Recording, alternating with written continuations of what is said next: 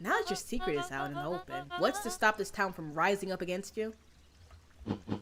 Oh, that's the delicious part. Fear. Thanks to our clipboards, I know what each and every person in this town fears most. And I will make those fears manifest for anyone who steps out of line. The choice is simple. I'm not afraid of you. Ha, the young hero. I've kept a keen eye on you, boy. You and your friends made a habit of disrupting my plans. What a pity. If things would have gone a bit differently, you might have had your moment of triumph. But that's fate for you. You can't do this. Oh, but I can. I have won. Never underestimate what a great man can do, given time. And now, time is my plaything. Perhaps the most expensive thing I've ever bought, but well worth it. Ha! Sharper coughed up one final laugh and cracked his knuckles. Enough chit-chat, let's get to work, shall we? That's wild. And so, Sharper set about remaking the town in his own image. The fertilizer factory soon reopened for business. Sales rose steadily as more and more farmers across the countryside began to swear by its miraculous properties. Beacon Pines became famous, a secretive town that, for the right price, shared its gifts with all. Gifts that became more and more necessary in a world where winters grew longer and longer. The end. So they also had that winter wonderland happening in the back, so people would have to depend on the fertilizer more because they had to preserve their crops during that time, which put money in the bank. Ah, that's crazy. He was in the future. Talk about a businessman. I don't like him and he is a villain, but you saw into the future. I can't even see what next. I can't even see what I'm going to eat for dinner today.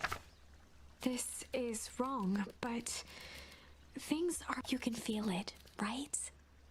I feel something. I don't know if it's anger, pain, hurt, sadness. I feel something.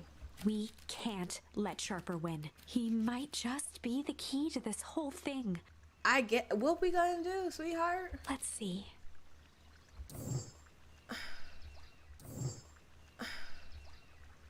Wow. I thought this was like the ending. But this is a whole new path. But we have one more ending, unless we get another charm, that can possibly happen. So in this timeline, going towards the right, we find a new friend. Our new friend sticks up for us, and whether Tickles, I think, the enemy or whatever.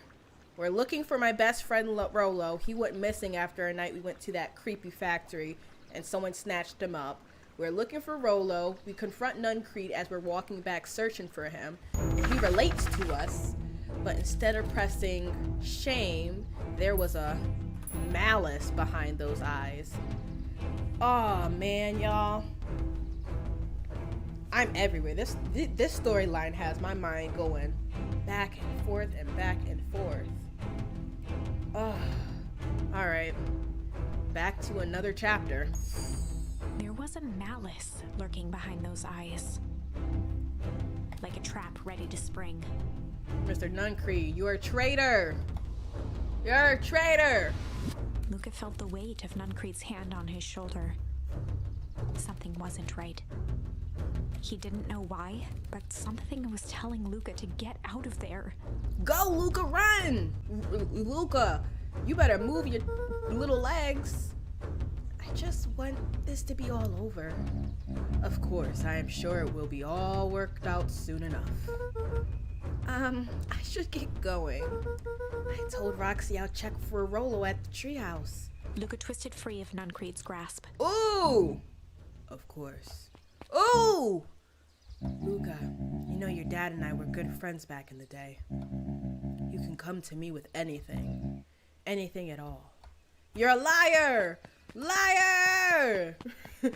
So what had happened in the other part of this is that he took me down to his lair and things got pretty darn dark. So we got free this time. So now we can go and look for Rolo. He looked on and muttered in a gruff voice. Mom always told me my problems would look smaller once I grew up. But my problems always seem to grow right along with me. Heavens, I sense big trouble ahead. I feel like you're reading the story of my life and it makes me uncomfortable, miss. Bye. Oh wait, what are you guys doing? This festival decorations are a bit humdrum. Now if I were to throw a festival, it would be a thing to behold. I agree, this is a little more than a little sad. It's worse than sad. It's boring. What if we did something to spice things up? I'm listening. You know that festival sign waiting to be unveiled? It'd be a shame if someone... The two scurried off, eagerly formulating a plan. Yo, the fact that we know who this Solomon really is crazy, because we have to play as if we don't know. And we know. And that thing is bothering me. Oh, she's sleeping. Because bats sleep in the day. Oh, that thing is tickling my ears. Identify yourself, please. Nelly Modwell. I work here now. I am unable to locate you on our staff roll. Oh, I don't officially start until tomorrow. Mr. Kerr said I can come in early tonight to get a few things done. Hold, please. Clearance authorized. Thank you. Our harvest awaits. That is creepy. That saying is so weird to me. I hate it. Wow. You could get a wrench and two noggins sneaking up on a guy like that. And scare me while he's junking, sonny. Evening, Jeff. Isn't it kind of late to be junking? I might as well ask the same thing of you. Find anything good?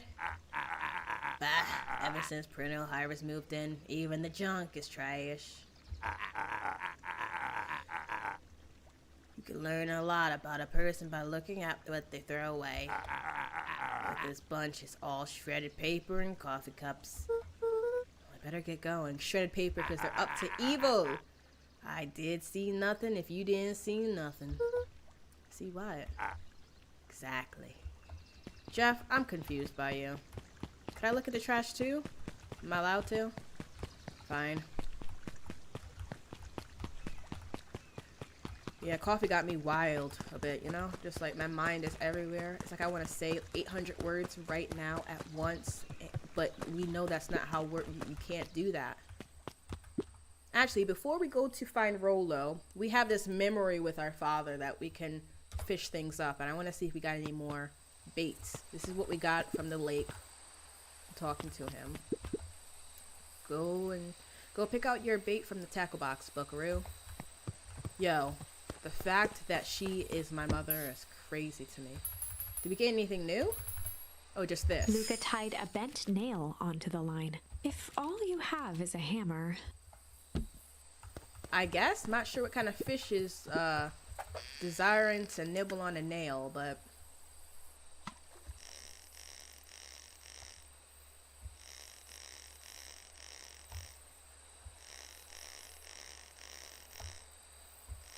I hope it's something worthwhile. Oh gosh, that scared me. I'm on edge. It's a photo of you and Uncle Joseph. Uncle Joseph? Whoa, wait. Let me see that. Huh, look at these two young fools. How'd it end at the bottom of the pond? Who can say? Something are just hard to explain. I miss Uncle Joseph. How does it come he doesn't go fishing with us anymore? He's busy with his new job at Valentine's. What's a new job got to do with fishing with us? It's complicated. Like I said, some things are hard to explain. No! No! Y'all telling me that Joseph Nuncreed is our uncle? Who also somehow, don't know the specifics, betrayed our father. Then our father No, Mr. Nuncreed is not our uncle. Y'all. No. Yeah? Oh, wow. Oh, wow. Oh, wow. I didn't expect to figure this out during a flashback. I didn't. No, you're Joseph, right? Maybe you're Joseph. You're not Joseph. Oh. Yo. You're kidding me. He's our unc? Aw. I think I'm angrier. Rolo? He aired a long holler into the woods. Rolo!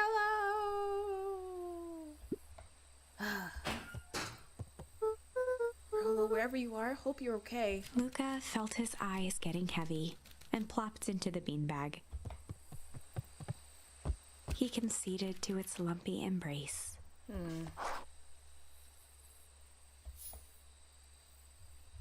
Oh, y'all kidding me. Once again, Luca found himself in a vast black expanse. Yes, I'm angry or jelly. Like, I can understand if Joseph betrayed our father, but, like, if it's also our uncle, like, you were close and you did, like, I'm angrier. I'm angrier, yes. How you do that to family? Oh, you traitor. This time, he knew exactly where to go. He took a single confident step forward. The world flickered and pulsed. He found himself standing in front of the frigid air of a blazing campfire. The source. I'm pissed still, guys. I'm sorry. He plopped down cross-legged and gazed into the cold flame, waiting. All right, so we're dreaming. Campfire, got it. Soon enough, the fire began to die out, popping sporadically, until all that was left was a single ember. Lucas stood up and dusted himself off. He plucked the glowing ember from the cold ash, examined it, and slid it into his pocket. A keepsake. The voice of his father spoke behind him. "You made me proud, Buckaroo." Oh, Dad. Luca turned to face him.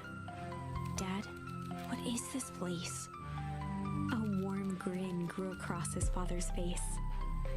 "A place where everything that has been and everything that could be all wait together." Luca found himself staring at his father's face, trying as hard as he could to memorize every single detail. Wait? For what? Another voice spoke out as Luca's doppelganger stepped forward. "That's up to you." I never understood these dreams. Every time I would see, like, this be like real life dreams. I don't know. Without knowing why, Luca began to weep. Is any of this real? Are you real? Aw, Luca. Luca's father bent down to smudge away a tear. "Of course. I'm as real as the part of you that misses me." Luca turned to look at the older version of himself. "And you?" The doppelganger choked back tears. Oh, come on. What's happening? "I'm as real as the part of you that's angry he's gone." I feel like I sort of understand that. Does that make sense? No! Through his tears, Luca laughed. "I think so." Because I guess his anger exists, but it's, like, not permanent. His father pulled him in for an embrace. "Time to go, Buckaroo." Oh, Dad. Luca was startled snap. from his dream by a banging on the floor. Me too. Are you in there? A commanding voice rumbled from below. Who are you? Knocking on the Just as door like Luca sprang to 5-0. lock the entry hatch, the door knocked open. Ooh! Ooh! Chapter 5. Okay, my heart, though. Dangers big and small. Luca stumbled back. He heard the rope ladder creak under significant weight. Keeping his eyes fixed on the hatch, he inched backward to the balcony. What's happening? Are we fighting? As his hand grasped the door handle, Luca froze. What's the fighting commands? a large figure clumsily wriggled up through the hole. Large figure? Who's the large figure?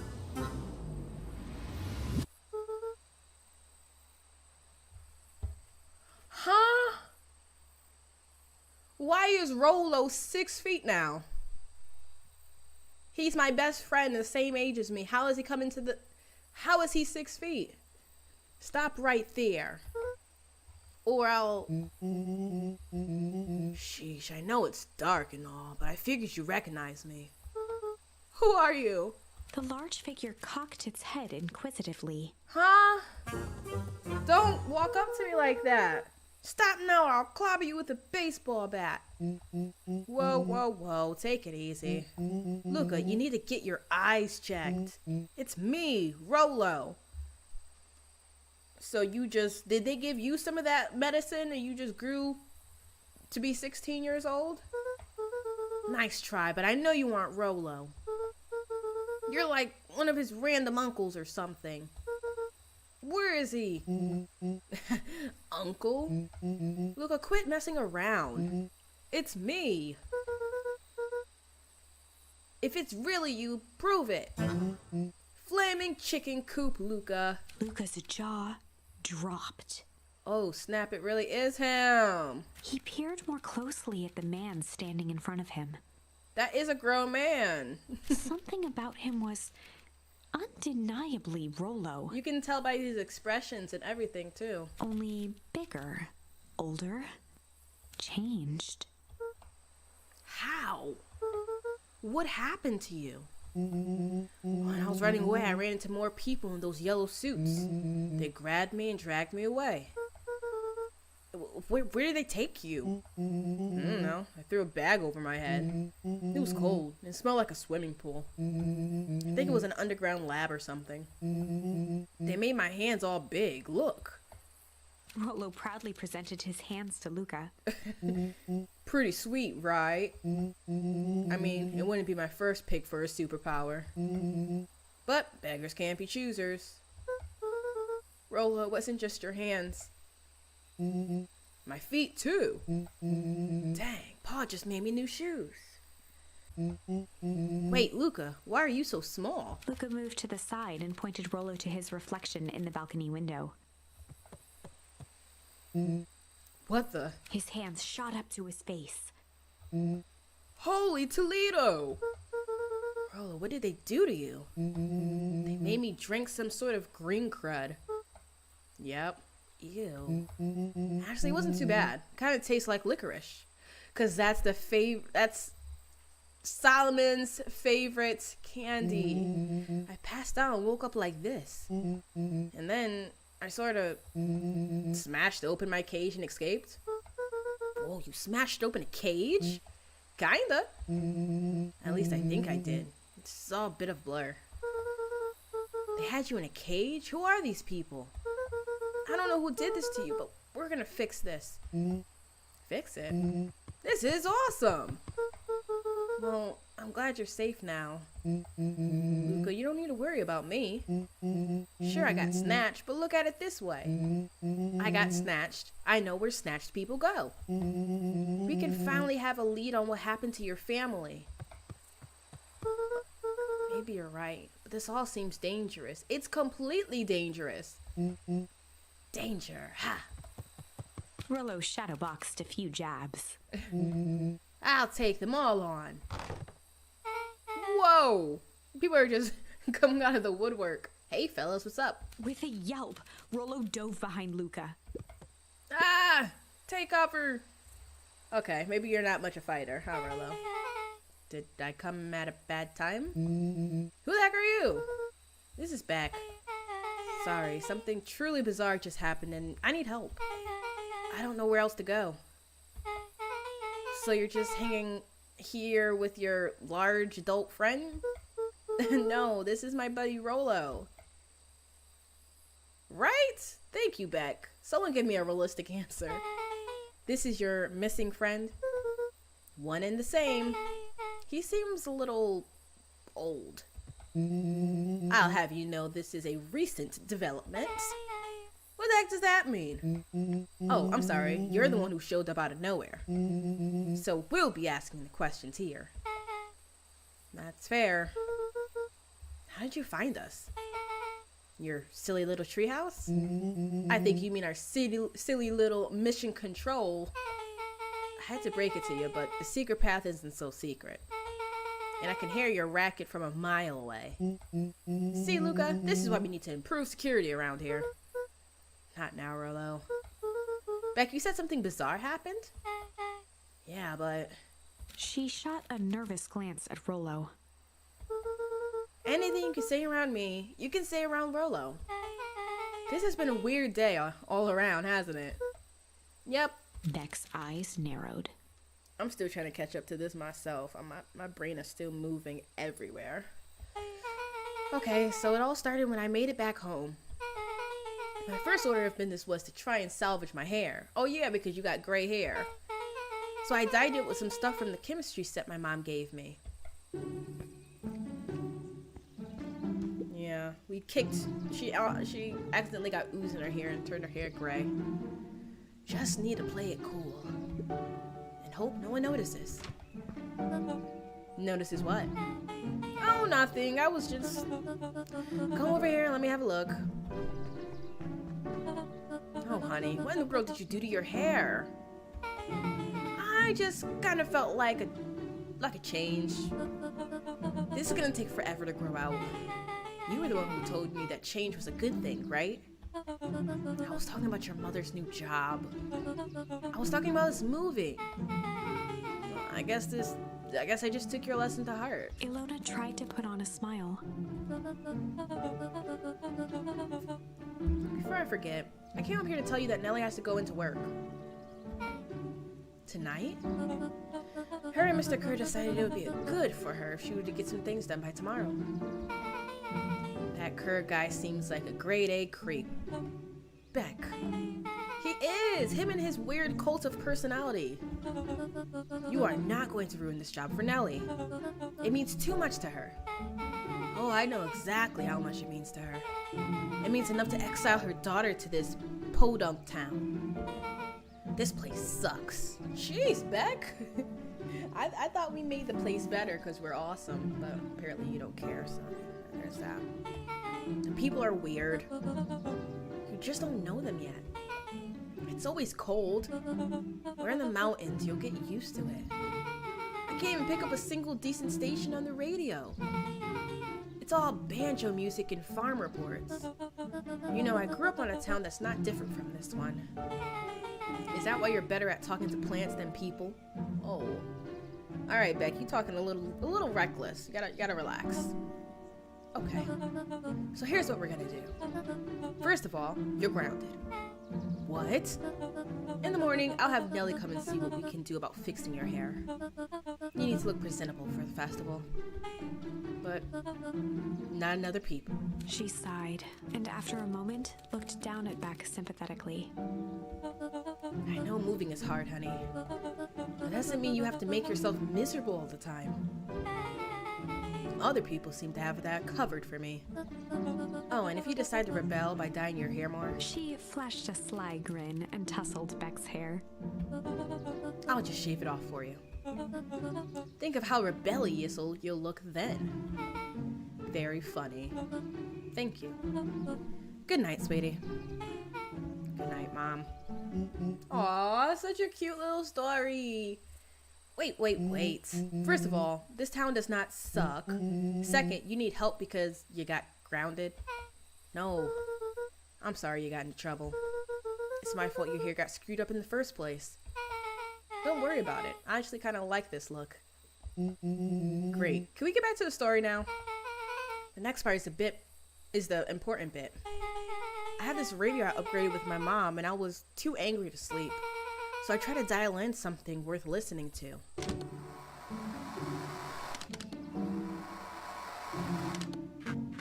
Mr. Kerr, are you there? Mr. Kerr? Yes, I'm busy. What is it? Apologies, I have the founder on the line. Patch him through immediately. One moment. Hello, sir. It's nice to hear from you. skip the pleasantries. What's your report on the new lead researcher of deep engineering? Have a nice sleep.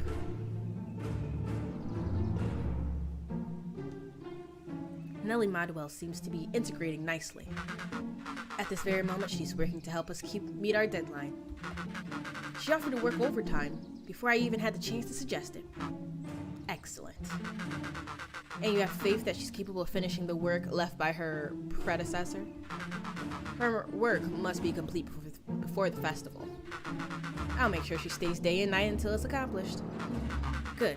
You know how I feel about loose ends. Yes, sir.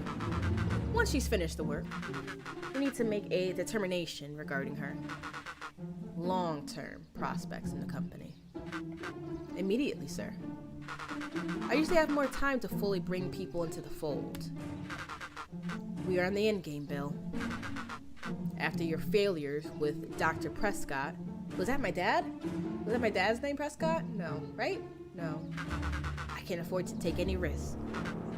Of course, sir. No loose ends, sir. Once she finishes the work, she'll either leave the office completely committed to perennial harvest, or she won't leave at all. Wow! And her daughter is listening to this. Perfect. Sir, if I might suggest, maybe we should delay just for a bit. It's just, we seem to be rushing to hit this festival deadline. And rushing into things that have caused some issues in the past. I see. Please understand that I just want what's best for you. I'm eternally grateful for all that you've done for me. Bill, I'll make this very clear for you. I brought you in to make things run smoothly, not to have opinions. Wow, she's... Of course, sir. Chin up, Bill. You are only a few days away from having everything you've ever dreamed of. Yes, sir. Thank you, sir. Y'all are some flea bags, traitors, killers, murderers. Whoa. Yeah. Just so we're clear, when they said loose ends, they were talking about murder, right? Like actually killing someone. Capital murder. Luca gave Rolo a quick elbow to the ribs. Who is this founder? I was hoping you guys would know. Nah, as far as we know, Kerr is the top banana at perennial harvest. He sounded scared of this founder guy. So we have an even topper banana on the field. What the heck is my mom caught up in? I don't know. I don't know what your mom is caught up in. Has she talked about her job much? Not really. She said she was going to come in and continue the work of someone she respected. Luca, do you know that body at the warehouse? The person Beck's mom came to replace. That would make sense. Beck, it seems like Nelly's predecessor got, loose-ended. I'm getting that impression. Okay, so we need to get your mom out of here before the festival happens. That's 2 days away. Won't she just come home after work? The creep on the radio said they were going to hold her until then.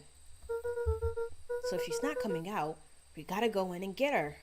Beck flicked a large sheet of paper out of her pocket and slammed it on the floor. Maybe this will help. You have blueprints? Well, it's really just a welcome map for my mom's PH orientation day. But it shows the layout. Sure looks like blueprints to me. Look, here's the reception area. There's a big room marked Founder's Office. It even has the exit marks. Guys! We have a deadline. We have an objective. We have blueprints. You realize what this is, right? A mission? Rolo started to wiggle with excitement. I think we're heisting. This is officially a heist. Oh my gosh. Chapter 6. Could we slow down? Can we slow down? The heist. They spent the night's end huddled around that small map, formulating a plan to infiltrate the headquarters of Perennial Harvest. It would be no small feat, a modern facility equipped with all manner of technology. Not to mention the swarm of clipboards that would most certainly be scattered throughout.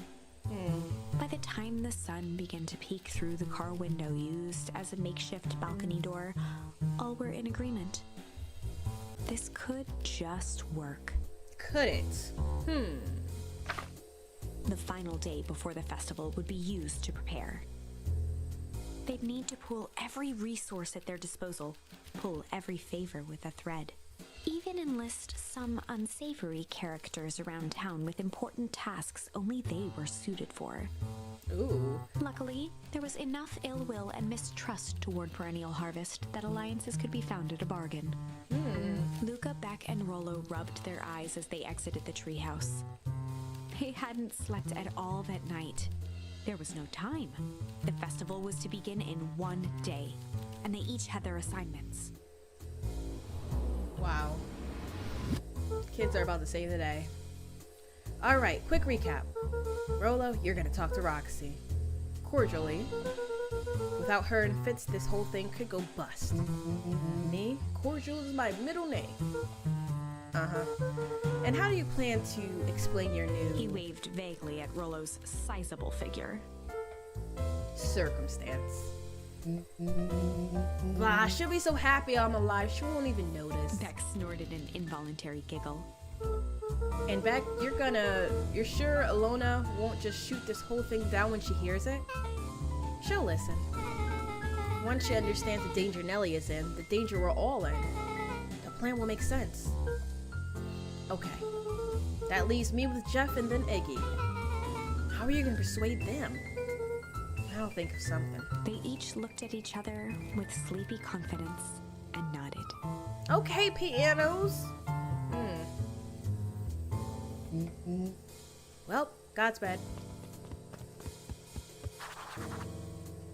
It's a very enjoyable story. I didn't read any of those. Okay. Enlist Jeff and Iggy. Oops. Alright. Anything else I can get from here? No? Am I gonna have to bribe them or something? I'm mad that Joseph is our uncle. Let's see. So Jeff is not at his usual spot. Right? Okay. And Iggy's not here. Where is everybody actually?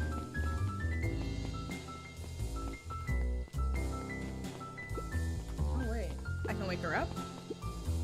You ever wonder why an agricultural company employs an army of survey takers? Clipboards? They say they're just trying to make us happy. Do they really want to make us happy? Or just figure out what makes us happy? An important distinction. Dawn, why are you so smart? It makes me uncomfortable. This thing is empty. Undaunted, he shook his head. Over? No. Endings are merely a state of mind. This doesn't end until I give up. Wow. I admire the conviction. But can he really pull through? Yes, I can! Are you an alligator? Are you a crocodile? What's the real difference? Don't one of them have like more teeth or something like that? I don't know what I'm saying, y'all. Jeff. Where did Jeff go? Like, where does Jeff hang out at? He hangs out by the garbage. Oh, nope, he's right there. Jeff's hardware closed down about a year ago. Oh, that's his contribution to the town. And now he's like homeless? Like, what's the situation? The effects of the foul harvest stretched wide. When there are no crops in the field, tractors don't need fixing. Makes sense. Hey, Jeff. What can I do for ya? Well, I know how much you hate the perennial harvest. Hate's a strong word. Oh, sorry, I didn't say it was the wrong word. Gotcha. So we're gonna break into your headquarters, and I thought you might be able to help. Jeff wheezed out a long snicker.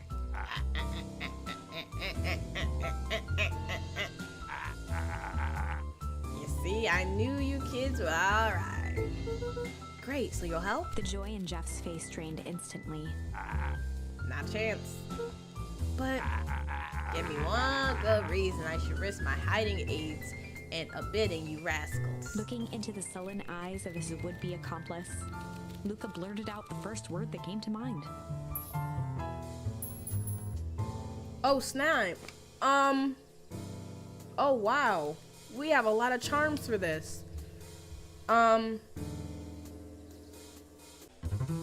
Should I say he likes junk, right? So let's give him junk. Junk. Yeah, what of it? Sonny, I've got more junk than a king has cup. Ain't interested. Well, hold Luca on. wasn't ready to. He shouted out again. We gonna keep doing this. Crooked? Crooked. Gah, they're all crooks. Like cockroaches. Stamp one out and another comes scurrying along in its place. Okay, so that's not enough for you? Should I say poop? I'm gonna say poop. Poop! Yeah, it's all poop.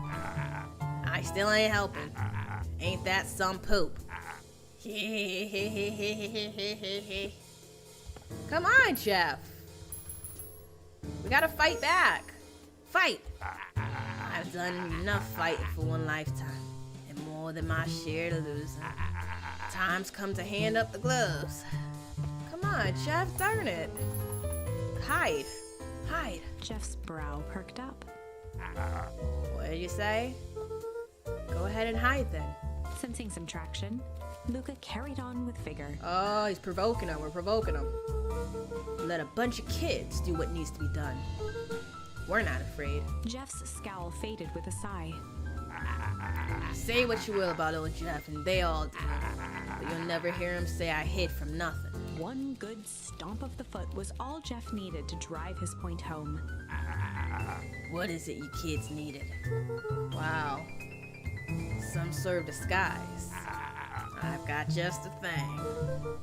And while we're at it, that crate should come in handy. This ain't gonna be free, you know. I'm thinking 5 bags of sour gob should cover it. Put it on my tab. Luca offered out his open hand to seal the deal. With a firm and dusty grip, Jeff reciprocated. I did not think that hiding would be something that he would respond to. Done. Swing by the first thing in the morning. In the morning? I just take it now? Got him. Hey Tish, look who it is. Luke, are you here to try and tickle us to death? Look, just hear me out. Iggy raised an eyebrow suspiciously. We're listening. Iggy, I know we've both been giant bags of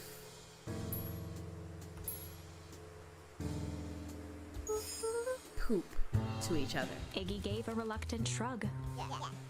You're not wrong. But lately, life has been kinda...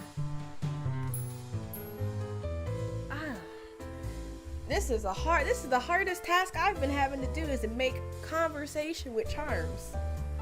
Life's been kind of strange, you know? Iggy considered the point. Things have been weird around here. So I'm offering a truce and asking for your help. What do you say we...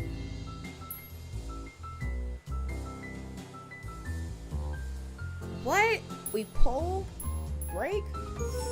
Break our hostilities, at least for now. We do like breaking things. Even if a truth means less breaking things. What if I told you there was a way to have a truce and break stuff? Go on. I need you to cause a distraction so I can sneak into Perennial Harvest HQ. A wild-eyed grin spread across Iggy's face. My, Luca Van Horn, I'm impressed. And after this is all done, maybe you and Tish can come hang out at the treehouse sometime. Iggy glanced over to Tish, who nodded in agreement. Fine. Wow, we aced that conversation first time around. Got it. And not because we want to see your crappy treehouse. We just like to cause chaos. With a quick nod, Luca was off. Hey, we aced that conversation. Did you hear that, Tish? Iggy gazed up at Tish with a smile. He invited us to hang out at the treehouse. A single tear ran down Tish's cheek. I never expected this day to come. What? Guys, the only thing that Tish says is yup. She never speaks a whole sentence. This is creepy. I don't even know how to do her voice now. I've never expected this day to come. How wonderful. That is creepy. Chapter 7. That's creepy. That's weird. Into the hive. That is strange. A good heist requires preparation. And thorough preparation takes time. Something they had precious little of. So far, everything was in order. Jeff, Iggy, and Tish all agreed to do their part. Beck radioed Luca that night with a simple and covert message. We are locked and loaded on my end. Can they hear us through the same radio we can hear them? Because that would be, And crazy. Rolo, after a lengthy confession, managed to persuade Roxy and Fitz to help. He stowed away in mission control for the night to avoid attracting attention. So we got all our Rolo, parties. being uniquely suited for the role, would be the first to breach perennial harvest. Bet. The outfit provided by Jeff wasn't perfect, but a convincing disguise is 10% wardrobe, 90% confidence. Oh, that seems like I'm gonna have to do a lot of work. Rolo took a few vigorous breaths and shook out his arms. He just gave him a mustache? That's not... Guys, that's not a...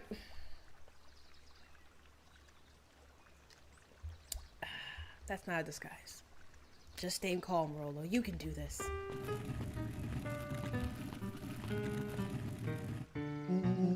Got your delivery here. A delivery? I don't have anything in my notes about a delivery. One moment.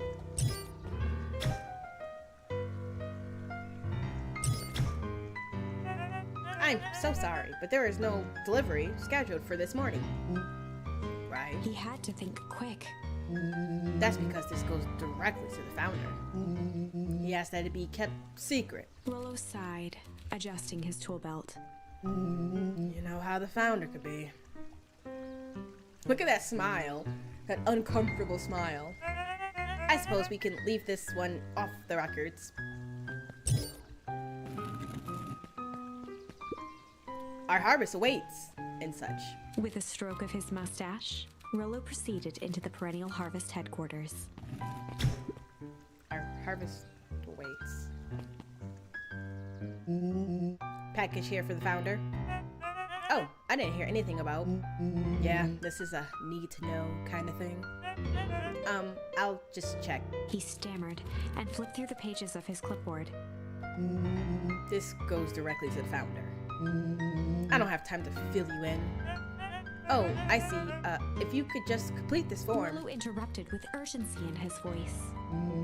Every time with the forms. Look, if you want to explain to the founder why I'm late, well, it's your funeral. I'm sorry. What did you say your name was again? I'm... Rolo panicked. Our harvest awaits. Sir, that's a restricted area. Excuse me, sir. Our harvest awaits! You couldn't just find a different name, Rolo? Ready to light the candle, Tish? Yup. Suck on this, pretty old ham fist.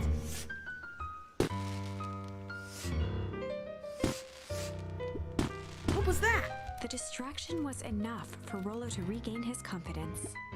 Just open the dang door. Got a job to do. The clipboard fumbled around in a frenzy. I should check on that noise. Oh, come on. Just buzz me in already. Okay. Ha ha ha ha. Phew. That was close. Hey! Our harvest awaits. Hey, I figure when in doubt, stick with the classics. Well, that was a close one. But you pulled it off. Nice work, Rolo. Alright, everyone knows what to do? Yep, deep engineering is to the north. I'll go with Beck, in case she needs some muscle. I'll head east to the founder's office. You two be safe. Alright, is there anything in this box that we may need? Nah. Deep engineering wing. Beck and Rolo have that covered. Alright. Do we need water? There's not even cups for the water. You stingy office. Am I going the right way? Oh, I'm already lost.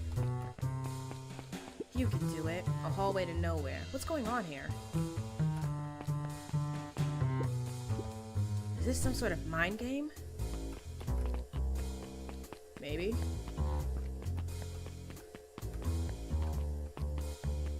Another empty hallway?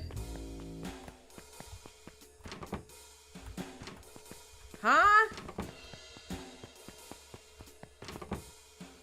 Huh? Ooh. Huh? Solomon stopped in his tracks. Luca, what are you doing here? It's a long story. Are you okay? A veneer of confusion flashed across Solomon's face. Oh, snap. His words rushed out dramatically. No, I'm most certainly not okay. Some strange people grabbed me and... Were they in hazmat suits? Yes, how did you know? They brought me here and locked me up when they were distracted. I ran. Dang, okay, you should stick with me then. We got a plan. Solomon's facade briefly faltered. We? Yeah, Rolo and Beck are headed to deep engineering. Thank heavens you found me. We've got to get out of here. We can't leave just yet. But they'll catch us again. We've got to do something first. When you were running, did you happen to see a door marked Founder? Founder? Why are you looking for him? I'm not. I just need to get into that office. Now that you mention it, I do think I saw the door said Founder. I was just down this way. Luca happened to notice a plaque above the door. Office of the Founder. Knocking comes with consequence. Oh, here it is. Luca, hold on. He just came from that office, Luca. Doesn't that make our mind go places? No? Oh, so it is. It's pretty lucky that I ran to you, or else I would have missed it. Truly fortunate. Luca tried the handle. Locked. Solomon leaned forward to examine the mechanism. Regrettably, it seems to be some sort of electric lock. I don't see how we could possibly defeat a lock like that. Luca smiled and looked at his watch. Let's just wait a minute. Huh? Okay. I don't know what sort of funny business you're up to, but I like it. She mimed a quick hat tip and ambled off with a whistle. Howdy. Good afternoon. The light on the keypad changed from red to green. How did you do that? It's good to have friends. Quick, let's get inside before someone spots us. This is not good. Luca switched on his walkie-talkie. Rolo, I'm in. As expected, there's a control panel. Great timing. We're stuck at the locked door marked 24601. Need you to get us through. What if someone catches us? We should get out of here. I'm not leaving my friend, Solomon. On the computer screen, a green cursor blinked in a password field. Surely you don't have a way to get around the password. Luca pecked out his best guess. Underground secrets. It won't Screen work. blinked to life. It worked. Columns of green numbers glowed on a black background. How did you just guess that? Oh, this is an absurd password Rolo heard when he was down here before. It's funny how someone arrogant enough to call themselves the Founder uses such a basic password. Or they were thinking several moves ahead, not expecting anyone to guess something so simple. These villain types always end up outsmarting themselves. Solomon's jaw clenched into a half smile. Your powers of deduction are as impressive as your luck. Luca quickly scanned the columns for number 24601. Rolo, I think this should do it. Bingo, bango, doors open. Luca, you never fail to impress. What is that slippery lot even doing down there? We have a friend whose mom's in trouble. We're here to get her out. I see. Okay, Luca, I think we're close. The next door is marked 13806. Once again, Luca scrutinized the numbers on the screen. In that moment of distraction, Solomon reached forward and pressed a large red button. Ooh! Maybe this one opens the lock. He did that on purpose! Crap, we've got company. Luca, let's go faster. 1 sec, I can't think of all this with all this He noise. quickly skimmed the screen with his finger.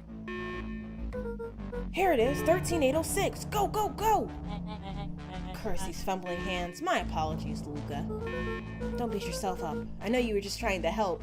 Dang it, we're so gullible!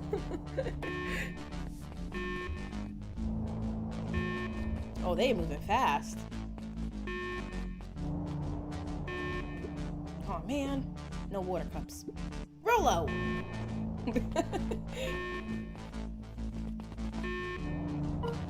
Rolo, are you okay?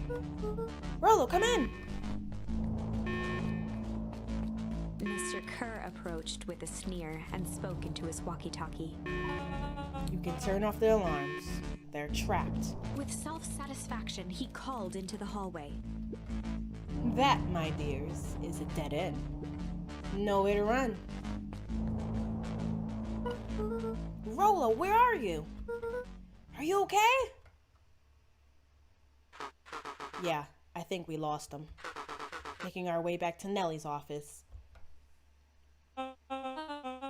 Whoa, it's a double cross. Okay, you two rabble-rousers are coming with us. Nope. Oh! Make a break for it! Did that little poop just kick me in the shin? Don't just stand there after them. That was excellent. Okay, I think that worked. Roxy and Fitz have them on a wild goose chase. I'm having trouble following what just happened. Like I said, it's good to have friends. Rolo, how long do you think Roxy can distract them? How long can Roxy keep someone so pissed off they can't see straight? Let's just say we've got time. Enter Nelly's office now.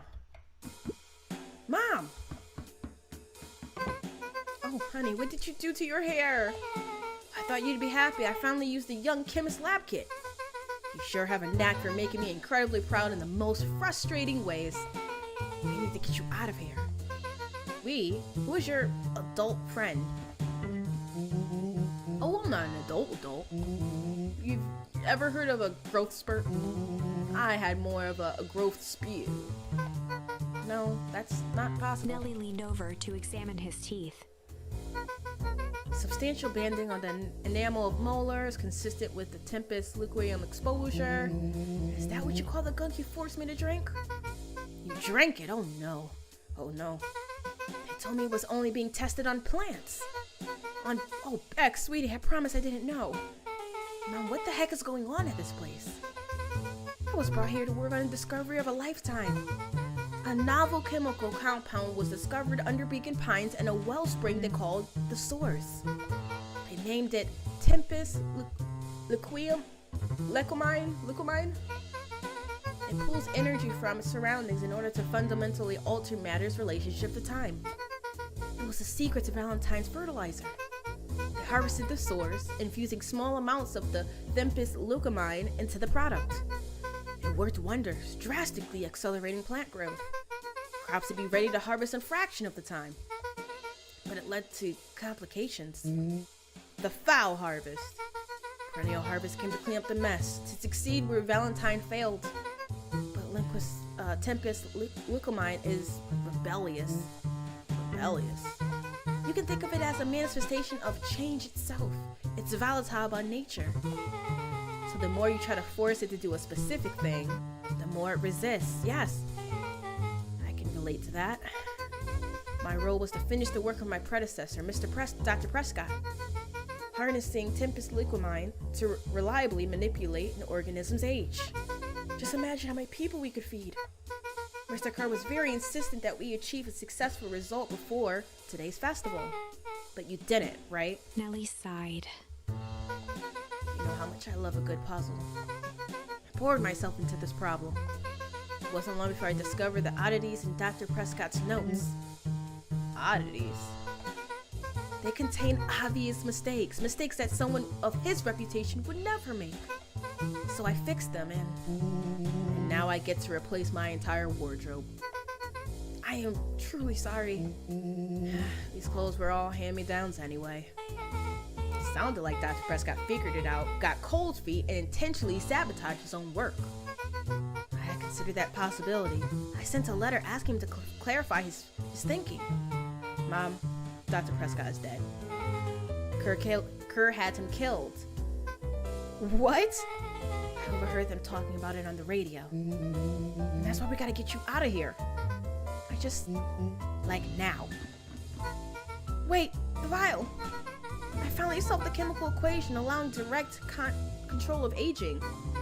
Dr. Kerr picked it up just before you came. All the more reason we gotta hightail it out. Luca, we got Dr. Modwell heading your way now. Roger that. Be careful. I don't know how to get back. Alright, everything's on track. And what is your plans for escape? Well, we've gotta go over everything when they get here. In the meantime, maybe you could just dig up some more info. I hate that he exists in this area. I know he's a scum. Malice 80 proof whiskey. A hard drink for a hard man. Wow, even his alcohol is arrogant. Solomon muttered inaudibly. I should just smother you right now. What's that? I said I shouldn't bother you right now. He's making it so obvious. Don't be silly. You're no bother at all. Like, how did they make all these timelines kind of go together where it doesn't expose the whole truth by doing one? Like, that's just incredible. Let's see what else this bad boy has on it. Security system, time card logs, payroll. You know, for being so evil, this guy sure is boring. Solomon once again muttered under his breath. Just you wait. Oh, nothing. Luca tugged on each of the cabinets. Dang, this must be the good stuff. They're all locked. Perhaps he's not as careless as you suspected.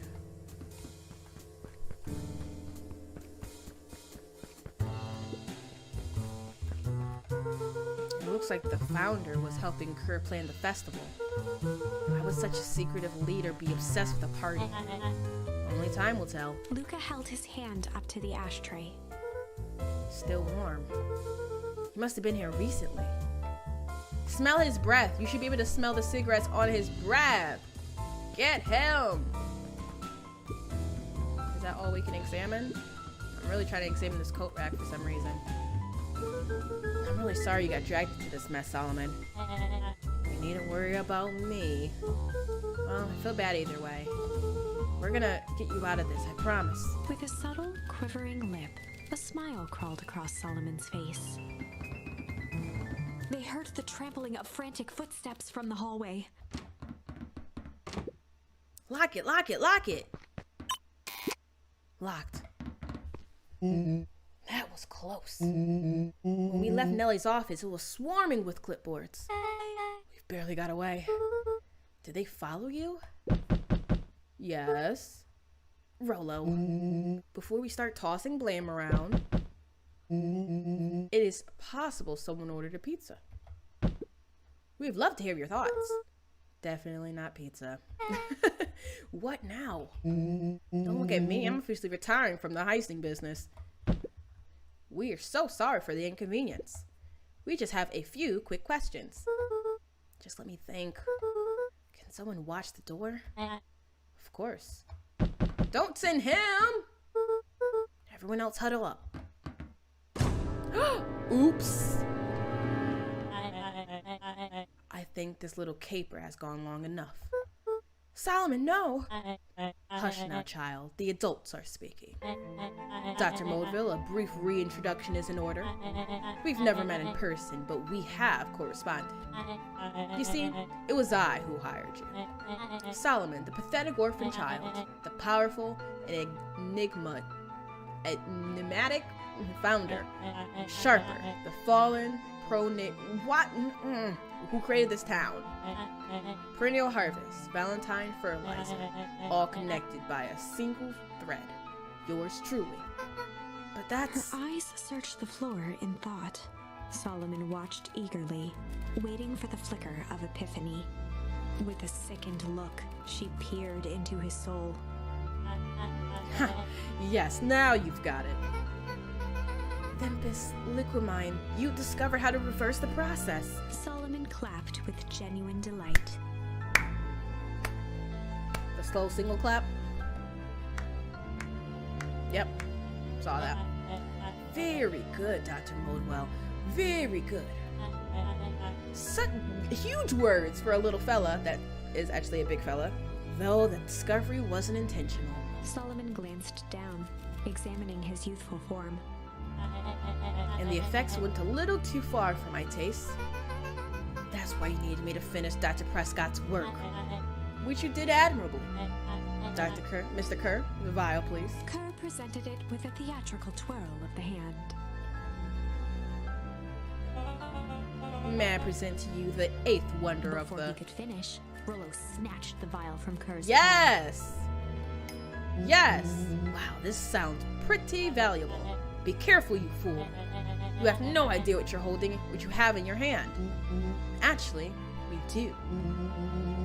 You just did a whole evil villain monologue thingy about it. Rolo casually tossed the vial to Luca. Hey. Gosh, maybe I'll have a taste. Luca jiggled the vial mockingly. Seize him! Luca! Over here! Move another inch and I'll smash it. She held it tightly behind her back. Solomon sighed, speaking in crisp, measured syllables. You have no plan. I'll smash it, I'll swear. Fine, risk killing us all. Or, if you're lucky, nothing happens. Then what?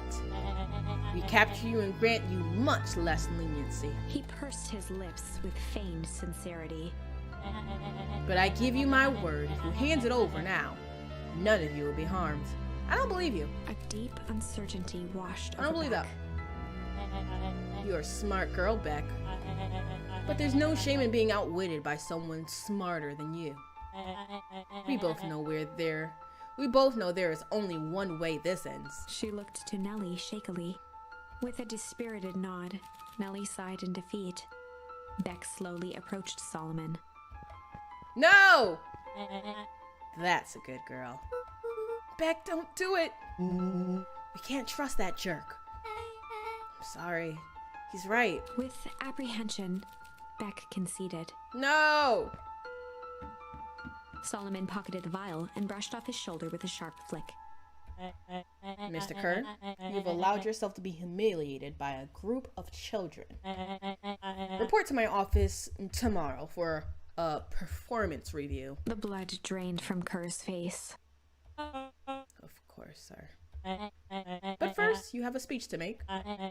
Try out there and give me the introduction I deserve. And don't forget to smile. Yes, sir. And to think all of this is thanks to the efforts of Mr. Van Horn. I don't understand. How was this all because of me? Ha! I said Mr. Van Horn, silly child. Dr. Walt Van Horn. Your father was always a thorn in my side. I offered him an opportunity to be part of something great, but the fool was blinded by righteousness.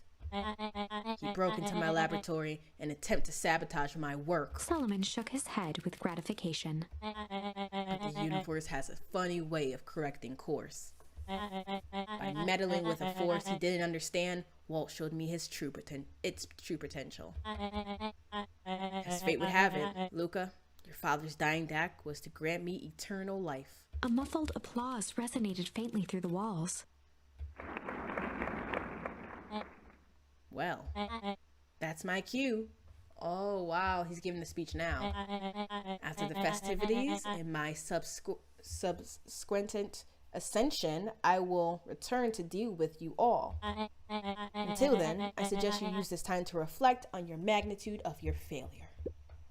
You three keep posted outside the door. Stupid red pandas. I'm sorry, I love red pandas. Well, crap. We gotta do something. Can't believe Beck sold us out like that. I'm not sure she had any other choice, right? She was probably trying to protect her mother. So what now? What's the plan? I don't have one. Of course you do. You always have a plan. Rolo, you just need some time. Rolo, it's over. We lost. No. We can't lose.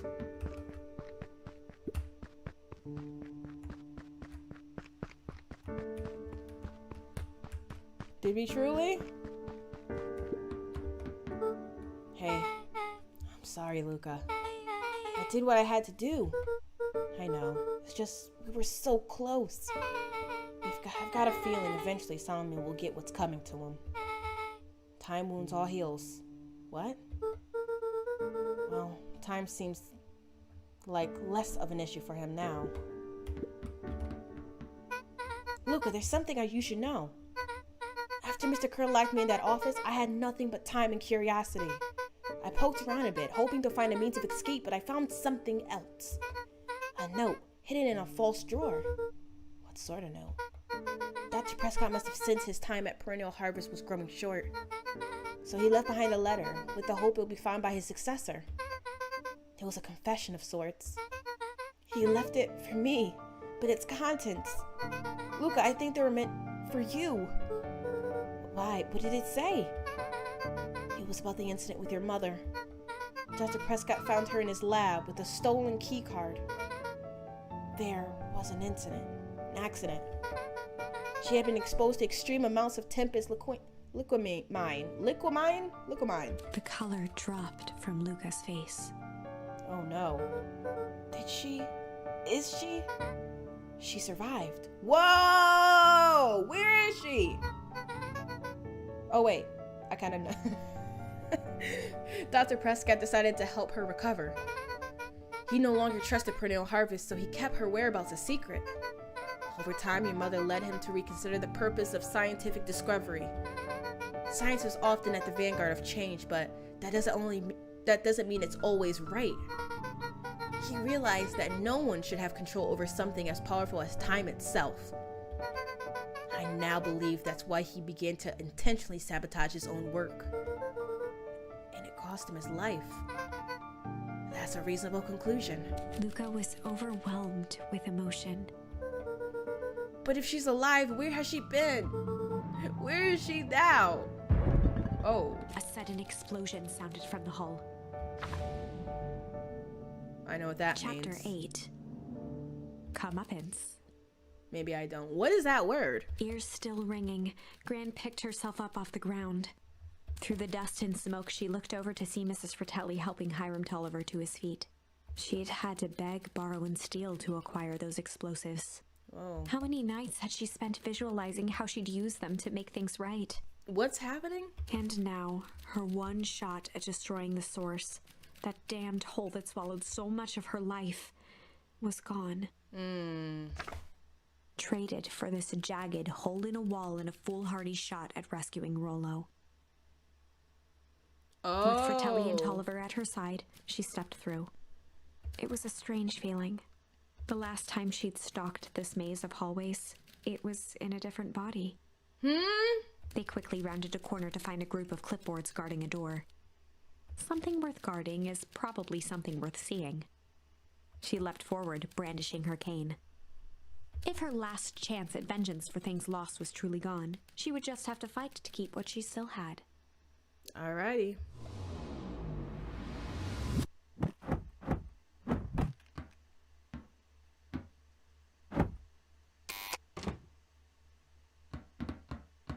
Wow. Aw, they came and rescued us. Gran, what are you doing here? Luca, what are you doing here? We're here to save Nelly. We're here to save Rolo. Hey, Miss Luca's Gran. That's awful nice of you. But I'm fine. Oh no. What did they...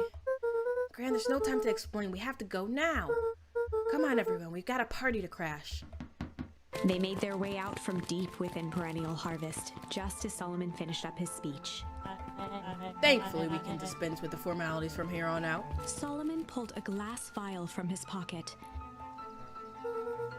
We've got to stop him. In one smooth motion, he downed its contents. Uh-oh, the breakdancing smile grew across Solomon's lips.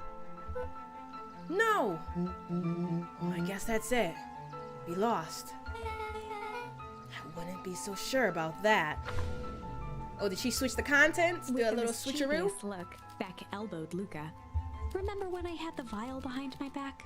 I thought she was doing something to it, but I'm like, she doesn't have another vial, does she? I might have tweaked his wonder potion with a little... Oh. We don't want him to die, right? We have so many more endings, guys. This is crazy. With a little tweak junk. his wonder potion with a little junk. Can't wait to see the look on his face when he realizes he drank his own cigar ash. How did ashes get into the vial? It was pretty easy to mess with the vial when it was behind my back. Oh, that's sneaky. Well, it's a bad habit anyways. I always said bad habits are like 50-yard field goals. Huh? Hard to kick. Me too, Luca. You can all call me Sharper Valentine. His body and face began to contort it still did it? It and still worked? expand as he disappeared into a belching green mist. Did it still work?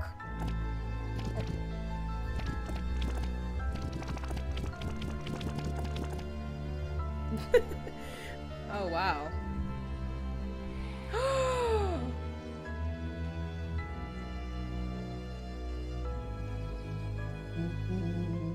Well, that's one way to kick a bad habit. Oh, snap! As the last of what was once Sharper Valentine wafted into the air, the crowd began to disperse, still numb from what they had just observed. Wow. Sharper Valentine was gone for good. His end would be a new beginning for Beacon Pines. A new chance to let go of the things they had lost and grab hold of a new future. Yep. The end. That sounds like a good ending. No? Well, I'd be lying if I said that wasn't a bit Right. horrifying. I think we did good. If that feels to you like a good note to end on, I won't stand in your way. Hey. But it kind of sounds like you're telling me that's not the best note to end on.